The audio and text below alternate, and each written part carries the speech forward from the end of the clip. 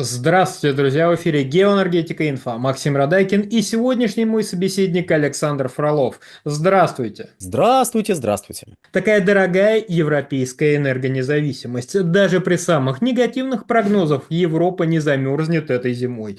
Но вот сколько ей придется заплатить за политически обоснованный или вынужденный отказ от российского газа – это главный вопрос. Предыдущий еврокомиссар по энергетике Кадри Симпсон была склонна винить «Газпром», а также действия России в Украине в высоких ценах на газ в Европе. Александр, так все-таки каковы реалии и тенденции на газовом рынке Европы? Европа, разумеется, не замерзнет. Люди, которые на полном серьезе говорили, что Европа будет замерзать, ну, выдавали явно желаемое за действительное. Потому что тут нужно понимать и объем потребления в Европейском Союзе, нужно понимать и тенденции этого самого потребления, и нужно понимать, сталкивалась ли Европа раньше с какими-то проблемами в области энергопоставок, в области энергопотребления, как она с этими проблемами справлялась.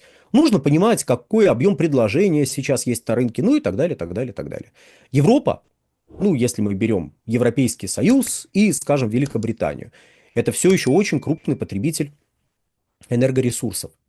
Европа в лице Евросоюза и Великобритании по итогам текущего года потребит где-то 400 миллиардов кубических метров природного газа.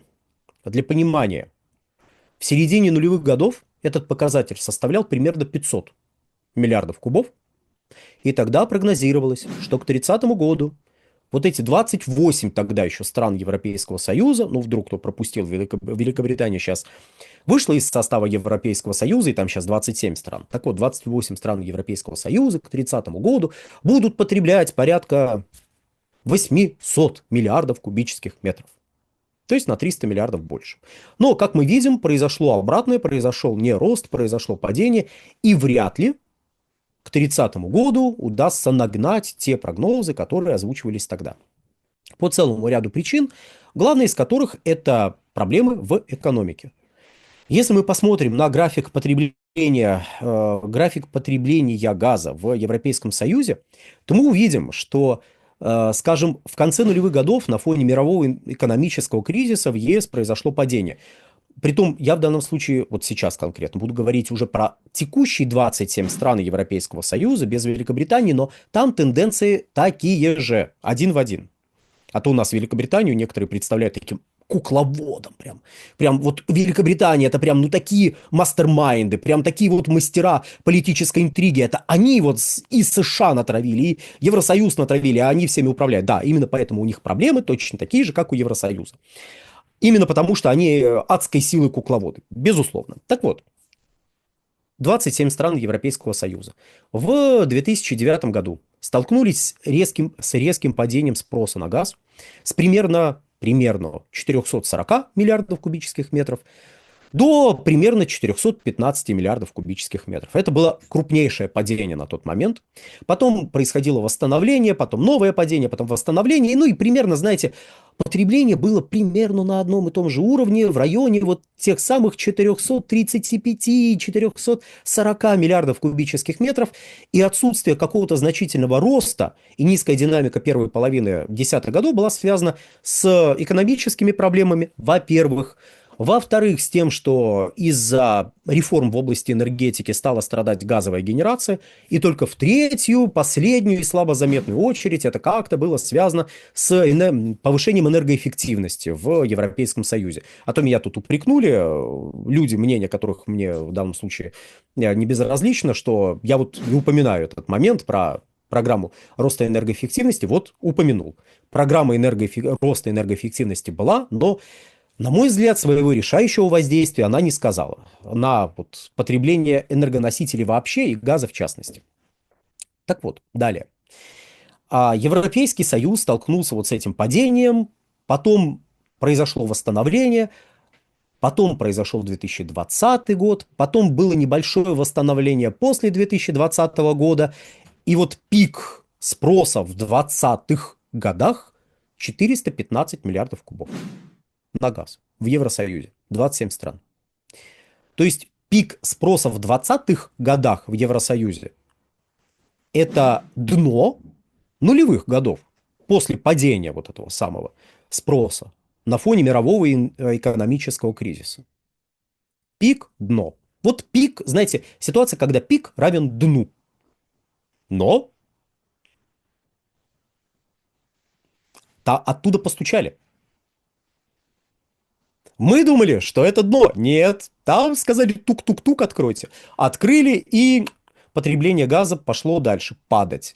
До примерно 330 миллиардов кубических метров. Ну, мало ли, вдруг тут статистика ноября-декабря как-то резко выправит ситуацию. Но примерно 330 миллиардов кубов будет потреблено Европейским Союзом, 27 стран Европейского Союза в 2024 году.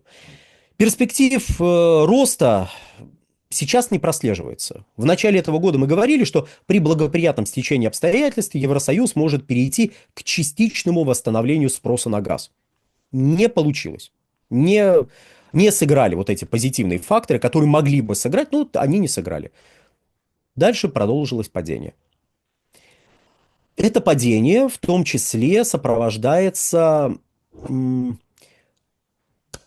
высокими ценами на газ. Высокими не на уровне времен пика энергетического кризиса. То есть вторая половина 2021 года, точнее конец 2021 года и 2022 год. Вот прям на тот момент пришелся пик энергетического кризиса. Цены поднялись в 2021 году до $2000 за 1000 кубов. В 2022 году в отдельный момент они поднимались выше отметки в $3000 за 1000 кубов, но нет. Сейчас мы наблюдали падение летом. Летом газ стоил даже местами меньше $300, но сейчас цены на газ, точнее фьючерсы на месяц вперед на газ в Европе составляют примерно $500-520 за 1000 кубических метров. Вот эти $500-520 за 1000 кубических метров – это в результате снижения котировок, до этого они были чуть выше, а снижение произошло на фоне следующего события. А тут страны Евросоюза увидели, что против Газпромбанка введены санкции, у нас был ролик на эту тему, ознакомьтесь, если вы не ознакомились, прям обязательно. Будем надеяться, что где-то здесь появится ссылка, по ней можно будет перейти и подписаться на этот канал, и на телеграм-канал Геоэнергетика Инфо, и на телеграм-канал Нефтегазовая игра, и на телеграм-канал Инфотек. На все подписывайтесь, везде заходите, везде проявляйте активность. Вам легко, нам приятно. И вот, столкнувшись с тем, что против Газпромбанка ввели санкции, Евросоюз, страны Евросоюза испугались прекращения поставок газа, вполне справедливо испугались. Цены пошли вверх, к тому моменту они и так находились на довольно высоком уровне, они пошли вверх. Страны Евросоюза обратились к Соединенным Штатам: пожалуйста, введите какие-нибудь разрешения, ограничения, снимите вот эти вот хотя бы для нас. И они имели на это некие основания, страны Европейского Союза, потому что торговля энергоносителями постоянно попадает в рамки специальной генеральной лицензии 8К на данный момент Министерства финансов Соединенных Штатов. В рамках этой генеральной лицензии описаны исключения по тем банковским операциям, которые можно проводить с подсанкционными банками. Вот если эти банковские операции касаются энергоносителей, пожалуйста, можно. Последняя версия этой лицензии была опубликована 30 октября 2024 года. Но, скорее всего, следующую редакцию этой лицензии мы увидим только весной, видимо, в конце апреля 2025 года. Но, видимо, страны Евросоюза хотели, чтобы им вот сейчас вот подправили, сейчас внесли туда Газпромбанк. То есть это всего только нужно там перечень банков, и надо дописать Газпромбанк. Все. Проблема решена. Но, в общем, ситуация разрешилась на данный момент за счет того, что президент Российской Федерации там некоторые поправки к ранее принятому указу, который ограничивал бы поставки газа в текущих условиях, выпустил. Так что поставкам газа сейчас ничего не угрожает, пока что, до 1 января 2025 года. Там вопрос с транзитом возникает. И на фоне вот этого благополучного разрешения сложной ситуации цены чуть-чуть снизились. Еще раз, до отметки выше $500 за 1000 кубов. Много это или мало? Это примерно на уровне цен середины первой половины десятых годов, когда нефтяные котировки поднялись, после падения в ходе кризиса конца нулевых, А цена газа для европейских покупателей, российского газа для европейских покупателей тогда зависела от нефтяной составляющей. Ну и там цены тоже поднялись, там выше $400 для ряда покупателей. С учетом инфляции сейчас вот эти $400, ну вот примерно сейчас мы на этом уровне цен находимся. Если, господа, вы, товарищи, братья, сестры и прочее, вот сейчас воспользовались инфляционным калькулятором и обратили внимание, что я несколько округлил значение, вы большие молодцы, можете даже без шуток, вы большие молодцы, вы проверяете, напишите в комментариях конкретные числовые значения, но суть в данном случае в том, что в принципе текущие цены это не что-то феноменальное. С учетом инфляции это примерно тот уровень цен, который наблюдался вот тогда, на пике первой половины десятых годов. Потом был кризис энергетический 14-16 годов, потом был кризис 18 года, кризис 19-20 годов. В общем, череда кризисов непрекращающихся, цены туда-сюда шатало. В какой-то момент европейцы решили, что $250 это вот нормальная цена. Все остальное это ненормально. Лучше, если 150, 250 так и быть. При том, что 250 были вполне разумной ценой, при которой, скажем, «Газпром» зарабатывал от 120 до $150 на 1000 кубов. Я сейчас не беру там транспортную составляющую на территории Европейского Союза, только добыча, транспортировка по России, часть транспортировки по советским странам и пошлины. Там пошлины еще платятся 30% с вывозимого газа. Так вот, сейчас Европейский Союз столкнулся с тем, что зафиксируем, упал спрос, все еще высокие цены, что говорит об отсутствии избытка предложения. Если у вас в условиях падающего спроса цены вырастают, значит, есть некие внешние условия, которые не дают этим ценам, снизиться до тех уровней, которых они достигали, скажем, летом. Нету избытка предложения. Есть риски остановки транзита газа через территорию Украины и потери порядка 1 миллиарда, даже чуть меньше 1 миллиарда кубических метров газа в месяц, но это достаточно болезненно, потому что этот 1 миллиард кубических метров будет территориально сосредоточен в основном в Центральной Европе и немножечко в Италии. И еще один момент. Падает инвестиционная активность, то есть то, что должно было обеспечивать рост, на который рассчитывали, который прогнозировали, который ожидали. Вот именно это отсутствие роста, это главный удар по европейской промышленности. А то, что отдельные предприятия еще и сокращают потребление энергоносителей, это, знаете, лишь такая плохо пахнущая вишенка наверху этого отвратительно выглядящего тортика. Так что вот так.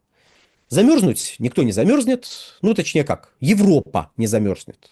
Кто-то в отдельности, безусловно, замерзнет, тем более, что в 2013 году мы соответствующие события видели, в 2021 году видели соответствующие события в начале 2021 года. Мы видели, как в 2013 году на фоне аномальных холодов были проблемы у британских потребителей, чудовищные проблемы, там доходило до страшного у некоторых людей, особенно у наименее социально защищенных групп населения, как это называют. В Европейском Союзе тоже были проблемы. В текущем составе Европейского Союза, понятно, тогда Великобритания была частью Европейского Союза. И в начале 2021 года мы тоже видели проблемы, связанные с резким похолоданием. И вот проблемы дополнительные могут возникнуть, если в начале 2025 года резко похолодает. Это не значит, что Европа вся вымрет, замерзнет, приползет на коленях, будет просить прощения и проявлять готовность с нами соглашаться, с нами договариваться. Нет. Потому что люди, которые руководят, плевать хотели на проблемы населения, пока населению можно объяснять, что в проблемах виноваты не люди, которые стоят у власти, а внешний страшный враг. Если что, это мы в Российской Федерации. Мы страшные враги. Нами можно объяснить любой провал, любое безобразие, которое будет происходить на территории Европейского Союза. И этой возможностью пользовались и будут пользоваться дальше. Не только прежний комиссар по энергетике, который обвинял Россию, но и новый комиссар по энергетике тоже будет обвинять Россию, потому что это удобно, потому что это снимает с тебя ответственность. А зачем брать на себя ответственность, Если можно этого не делать. На этом все. Всего хорошего. Александр, большое спасибо за комментарий. Друзья, подписываемся на Геоэнергетика Инфо в Телеграм, подписываемся на Александра Фролова в Телеграм. Ссылки будут в описании и закрепленном комментарии. Там же будут реквизиты для желающих финансово поддержать наш проект в условиях нестабильности YouTube, чтобы мы и дальше также бодро вещали на всех площадках без монетизации. Спасибо, до новых встреч. Всего хорошего, но подпишитесь, пожалуйста, на телеграм-канал «Нефтегазовая игра», подпишитесь, если можно, на телеграм-канал «Инфотек», ну и заходите на сайт «Инфотек», отраслевое издание, где публикуются статьи видных отраслевых экспертов, в частности, Бориса Леонидовича Марцинкевича, про которого вы, я думаю, что-то даже слышали. На сегодня все. Всего хорошего.